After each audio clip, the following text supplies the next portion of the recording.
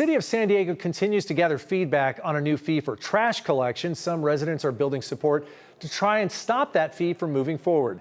CBS 8's Richard Allen is here now with more on the state law that's been on the books for nearly three decades, Richard, and some homeowners hope they can use it to stop this fee from going into effect. That's right. It's 29 years old, but it's getting a lot of attention now, Carlo. Now, this proposed fee, tentatively estimated at $53 a month, would impact roughly 233,000 property owners in the city who, up until now, have had their trash collection paid for through their property taxes.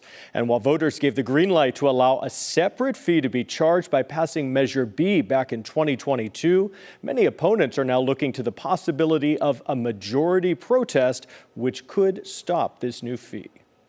Why don't you charge us for our trash? Before tonight's open house by the city soliciting input on trash collection services as well as a proposed monthly fee for single-family homes, some critics took to the streets in protest. We're not happy. Got it? No. Many homeowners here say that they simply cannot afford another fee. Not in this neighborhood, not in City Heights. I mean, people are barely making it. We continue to engage with the public. We're here to listen. We're listening every day.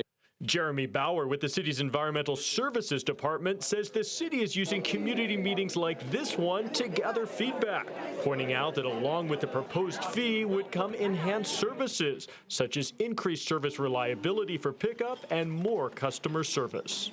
And then longer term, a couple of the enhancements that we've included in the cost of service are the weekly recycling and the curbside bulky item pickup program, which was among the top enhancements we're hearing at these public meetings. But not everyone is convinced, with some opponents pointing to Prop 218, a state law passed in 1996 as a way of stopping city council from approving the new fee. If there is enough groundswell of opposition to this, then it very well could be you'd get a majority of opposition of the property owners. John Kupal is president of the Howard Jarvis Taxpayers Association. He says that under Prop 218, before city leaders cast a final vote on the new fee, all affected property owners will first be mailed what's known as a valid protest form.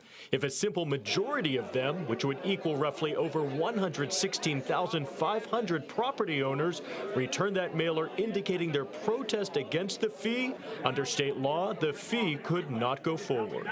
So as a practical point, sometimes when the legislative body sees a lot of political backlash from this, they'll go back to the drawing board. City Heights resident Terry Hoskins is confident that a majority protest will succeed. And I think it's going to happen because people are tired of water rates continuing, SDG&Es continue to go up. So, and now this, people are just tired. And under Prop 218, local governments cannot charge more for services than what they cost, meaning this new trash fee would be revenue neutral. So the money the city collects through the fee could not be used for other purposes. And the city's holding a few more of these open houses to talk to voters.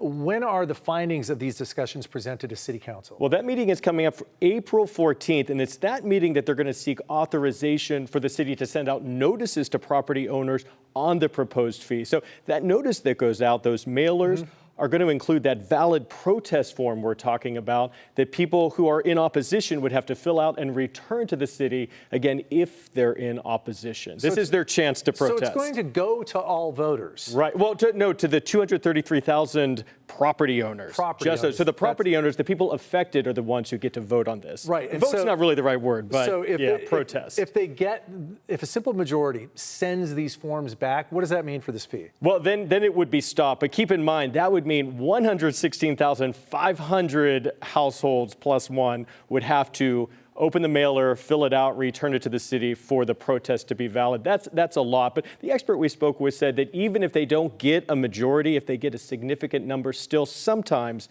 city leaders look at that. But we'll see if they reevaluate this result. That's right. The final vote's on June 9th, and then if it passes, it goes into effect July 1st. Still much to be seen in this whole discussion about paying for trash in the city of San Diego. Richard Allen, thanks. Thank you.